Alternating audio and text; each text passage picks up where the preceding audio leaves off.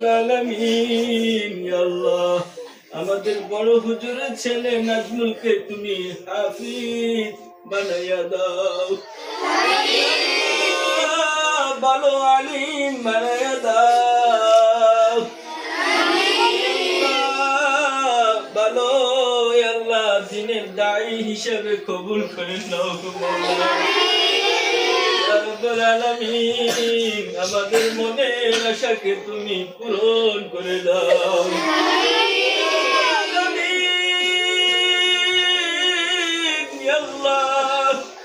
কত গুনাহ করেছি জানি না গো মাওলা আল্লাহ দুহাত ফেলাইছি আল্লাহ আমাদের গুনাহগুলি মাফ করে দাও